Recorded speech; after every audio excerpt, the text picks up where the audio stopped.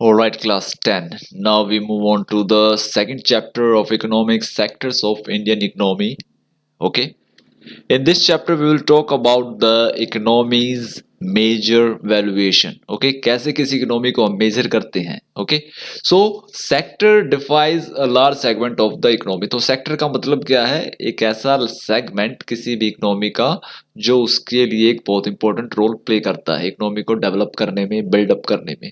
तो ऐसे तीन सेक्टर होते हैं जो किसी भी इकोनॉमी के लिए बेस का काम करते हैं. वो primary, secondary and tertiary sector. Okay. Primary sector producing goods by extraction and collection of natural resource. Natural resources को अगर आप डायरेक्ट इस्तेमाल के लिए कलेक्ट करते हैं, एक्सट्रैक्ट करते हैं, तो उसे प्राइमरी सेक्टर कहा जाता है. जैसे फार्मिंग, खेती आप करते हैं, फॉरेस्ट्री, हंटिंग, फिशिंग और mining. The secondary sector covers activity in which natural products are changed into other forms through a way of manufacturing. Secondary sector means manufacturing sector. आप natural resources से ली गई things को convert कर देते हैं दूसरी चीजों में. जैसे शुगर केन से आपने शुगर या गुड़ बनाया. Okay. Tertiary sector that help in the development of primary and secondary sector. Tertiary sector वो सेक्टर जिसे सर्विस सेक्टर भी कहा जाता है, जो प्राइमरी और सेकेंडरी के डेवलपमेंट के लिए सर्विसेज प्रोवाइड करता है. Example teachers, doctor, washerman, barber, cobbler, lawyer, call centre, software companies etcetera. So these all are the service provider. Okay. Work this out. तो इस पर आप थोड़ा काम करें, then you will find out what is a sector is. तो sectors की definition clear हो जाएगी माइंड में. आप इन पे देखिए, tailor, basket weaver, flower cultivator, milk vendor, ये किस सेक्टर में आते हैं, प्राइमरी, सेकेंडरी या टर्शरी में. इनके तीन आप कॉलम बनाएं और तीनों कॉलम में उसमें आने वाली ऑक्यूपेशंस को आप लिखें. Comparing the three sectors. हम कैसे कंपेयर करते हैं तीनों सेक्टर्स को. ओके.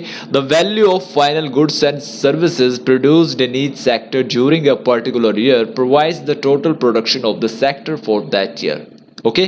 फाइनल गुड्स और सर्विसेज का जो प्रोडक्शन किया जाता है हर एक सेक्टर की तरफ से, वो उस साल में उस सेक्टर की इनकम कहलाता है या उसकी वैल्यू कहलाता है. मान लो अगर प्राइमरी सेक्टर की बात करें तो एग्रीकल्चर, माइनिंग, फिशिंग, फॉरेस्ट्री, इनसे टोटल जो भी आउटपुट आया पूरे साल में, उसकी जो भी वैल्यू रही, प्राइसेस जो भी रहा उसका, वो प्राइस उसकी वैल्यू रहेगा. ऐसे सेकेंडरी, टर्शरी. और इन तीनों सेक्टर्स को हम अगर कंबाइन कर देंगे तो वो ग्रोस डोमेस्टिक प्रोडक्ट बन जाएगा हमारे देश का. तो what is GDP? GDP is the income of a country. आपके परिवार की जीडीपी, जैसे आपके फादर की इनकम, मदर की इनकम या आपकी अदर इनकम जो होती हैं वो होती हैं. अगर वो आप पूरे साल में उनको टोटल करेंगे तो वो आपकी फैमिली की जीडीपी कहलाएगी. ऐसे ही हमारे देश की जीडीपी कहलाएगी primary plus secondary plus tertiary sector की total value. GDP is the value of all final goods and services produced within a country during a particular year. Okay? तो ये एक साल के लिए होता है. एक साल के अंदर जितनी भी सेवाओं और वस्तुओं का उत्पादन किया जाता है वो जीडीपी कहलाता है किसी भी देश की. It show how big the country is. और हमें यह बताता है, GDP is the only way which tell us how the country big. किसी भी देश को हम पता करते हैं. कैसे हम पता करते हैं अमेरिका रिचेस्ट है, इतना बड़ा है? बिकॉज अमेरिका की जो जीडीपी है वो है अराउंड 22 ट्रिलियन डॉलर, यानी 22 लाख करोड़. वहीं अगर बात करें सेकंड नंबर पे चाइना की, तो चाइना की है 14 लाख करोड़ डॉलर. और अगर भारत की बात करें तो इंडिया इज 2.9. हमारी जो है वो 3 लाख करोड़ की जीडीपी है. तो कहां 3 लाख करोड़, कहां 22 लाख करोड़. तो अमेरिका बहुत ज्यादा हमसे आगे है, किसी भी देश से बहुत आगे. ये आप देख लीजिए, चाइना जो सबसे पॉपुलेटेड कंट्री है वो भी इससे तकरीबन 8 ट्रिलियन डॉलर पीछे है. तो इस वजह से हम जीडीपी के थ्रू फाइंड आउट कर सकते हैं कि कोई कंट्री कितना बड़ा है. Alright. In India the task of measuring GDP is undertaken by a central government ministry. तो ये सेंट्रल गवर्नमेंट इस काम को करती है। हमारे देश की जो जीडीपी की कैलकुलेशन की जाती है वो सेंट्रल मिनिस्ट्री करती है, और सेंट्रल मिनिस्ट्री ने इसके लिए एक एजेंसी को हायर किया है। वो एजेंसी है द सेंट्रल स्टैटिस्टिक ऑफिस, और ये under the ministry of statistic and programme implementation के अंडर काम करती है, जो इसके लिए रिस्पॉन्सिबल अथॉरिटी है। Ministry of statistic and programme, MSPI। तो जीडीपी कैलकुलेशन में एक इंपॉर्टेंट बात जरूर ध्यान में रखनी होती है, वो क्या है? There is one precaution, not every good और service that is produced and sold need to be counted. हमेशा आप कभी भी हर वैल्यू को ऐड नहीं करेंगे। हर वैल्यू को ऐड क्यों नहीं करेंगे? इन द सेंस, अगर मान लो कोई अनाज उगाया जाता है, मान लो किसान ने व्हीट को ग्रो किया,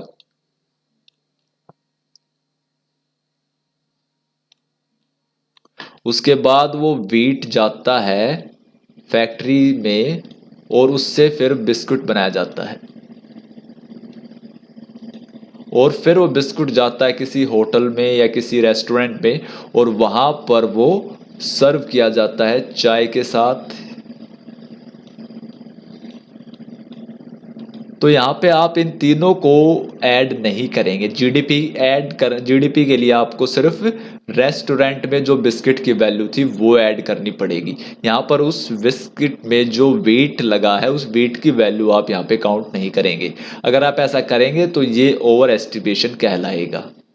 ओके, और ये ओवर एस्टिमेशन क्या करेगा? फेक रिपोर्ट देगा। जीडीपी की सही तस्वीर पेश नहीं होगी अगर आप इसको तीनों प्राइसेस को ऐड करेंगे। तो हमेशा हम फाइनल प्रोडक्ट हमारा क्या है? रेस्टोरेंट में जो चाय के साथ सर्व किया गया जो बिल आया वो हमारा फाइनल वैल्यू है। ओके, अगर ये रेस्टोरेंट में नहीं जाता, सिर्फ यहीं तक रहता, तो फिर ये किसी शॉप्स के थ्रू किसी कस्टमर ने खरीदा होता, तो फिर हम इसको बिस्किट के तौर पे ऐड करते। हम इसके व्हीट प्राइस को ऐड नहीं करते, क्योंकि इसमें आपको पता है व्हीट, शुगर, ऑयल, बहुत सारी चीजें ऐड होती हैं, तो उसके लिए हम इसको यहाँ पे फाइनल मानते। और अगर ये बिस्किट नहीं बनता, सिर्फ एज अ व्हीट ये खरीद लिया जाता खाना बनाने के लिए, या फिर किसी कस्टमर अपने घर पे इसको खरीद ले जाता डायरेक्ट व्हीट, या किसान इसका यूज कर लेता, तो ये व्हीट के प्राइस हम इसको ऐड करते। ऑलराइट, अब यहां पर आपको एक चीज और क्लियर हो जाएगी कि कैसे सेक्टर वाइज सेक्टर प्राइस बढ़ता जा रहा है। एक व्हीट जो अगर हम नॉर्मल बात करें तो लगभग 20 रुपए किलो होता है। उस 20 रुपए किलो वाले व्हीट से अगर आप बिस्किट बनाते हैं तो वही व्हीट आपका कितने का हो जाएगा? अगर आप देखेंगे सबसे सस्ता बिस्कुट जो होता है पार्ले वगैरह का देखेंगे, तो वो लगभग 60 ग्राम 5 रुपए का है। तो 100 ग्राम हो गया आपका लगभग वो 8 या 9 रुपए का हो गया, और 1 किलो आपका हो गया वो लगभग 90 रुपए का। तो आपने 20 रुपए के गेहूं को 90 रुपए का गेहूं बना दिया। क्यों? क्योंकि आप उसमें थोड़ा सा चेंज किया, उसको टेस्टी बना दिया, बिस्किट में कन्वर्ट कर दिया, तो 90 रुपीज का हो गया। और वही जब ये रेस्टोरेंट में जाएगा तो ये एक बिस्किट मान लो किसी चाय के साथ सर्व होता है, तो वहां पर नॉर्मल बिल आपका कितना रहेगा? 1 किलो के बिस्किट की रेट है, और यहाँ पर मान लो अगर एक पैकेट ही सिर्फ 100 ग्राम बिस्किट ही जाएगा, 100 ग्राम बिस्किट यानी 9 रुपए का बिस्किट भी अगर रेस्टोरेंट में जाएगा चाय के साथ, तो वहां पर कम से कम इसका बिल आएगा 100 रुपए। तो कहाँ ये टर्शरी सेक्टर है, ये सेकेंडरी सेक्टर है, ये प्राइमरी सेक्टर है? तो प्राइमरी सेक्टर में 20 रुपए की चीज 90 रुपए की हो जाती है सेकेंडरी में जाने के बाद, और 90 रुपए की चीज रेस्टोरेंट में जाने के बाद हो जाती है 900 रुपए की। तो आपने देखा कितना फर्क है। तो दैट इज वाई ज्यादातर कंट्रीज आज टर्शरी सेक्टर को डेवलप कर रही हैं, और वहीं से इनकी इनकम इतनी ज्यादा होती है। तो अमेरिका का भी 75-80% यहां से आता है, उसका प्राइमरी सेक्टर से सिर्फ 8 या 9% ही आता है। तो उसकी सारी इनकम इतनी बेस्ट क्यों है? क्योंकि वो टर्शरी सेक्टर से अपनी वैल्यू को बढ़ा के कमा रहा है। Okay, it make sense only to calculate the final goods and services.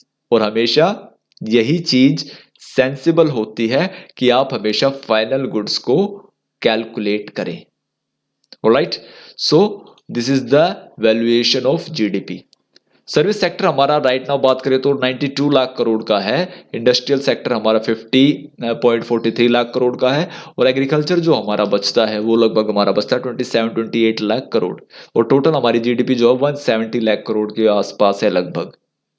तो 54% हमारा टर्शरी सेक्टर दे रहा है, 29 यानी 30% ऑलमोस्ट हमारा सेकेंडरी सेक्टर दे रहा है, और मात्र 16% एग्रीकल्चर दे रहा है। और ये कंसर्न काफी चिंता का भी है। वाई? बिकॉज भारत की 2/3 पॉपुलेशन डिपेंड करती है एग्रीकल्चर पे, और एग्रीकल्चर की इनकम इतनी कम होगी तो लोगों की इनकम भी कम होगी। इस वजह से गरीबी यहाँ पे ज्यादा है। 70% of the people of India they are not doing well in terms of their income. So that is the reason behind this. Historical change in sector कैसे हिस्टोरिकल चेंजेस हुए हैं? At initial stage primary sector was the most important sector of economic activity. शुरुआती तौर पर 1950-51 की बात करें तो ये शेयर जो था, ये शेयर हमारा, ये जो आपको शेयर दिखाई दे रहा है, ये शेयर जो था एग्रीकल्चर का था। अभी आपने देखा टर्सरी सेक्टर का अभी ये शेयर है।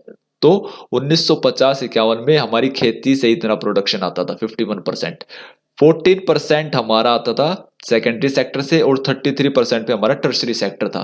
तो ये चेंज होता रहा है। तो शुरुआती तौर पर एग्रीकल्चर या प्राइमरी सेक्टर टॉप पे रहा है, उसके बाद अगले 100 सालों में फिर यहाँ पर सेकेंडरी सेक्टर ने बाजी मार ली। तो as you know industrial revolution आई थी इंग्लैंड में विद 18th सेंचुरी के मिड में, और फिर ये 19th सेंचुरी तक रही थी। उसके बाद in the past 100 year a further shift from secondary to tertiary, और अब ये शिफ्ट हो गया टर्शरी सेक्टर पे। तो most of the developed countries are making money with the help of tertiary sector. Okay, तो ये है हिस्टोरिकल चेंज, कैसे कैसे चेंज हुआ है इनकम्स में देशों की, वो यहां पर बताया गया है।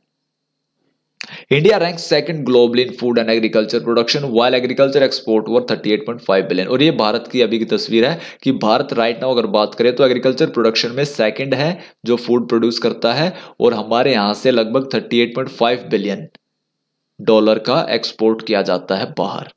So this is all about lecture 1. Next lecture we will see some other factor in detail. Until then, stay tuned. Thank you.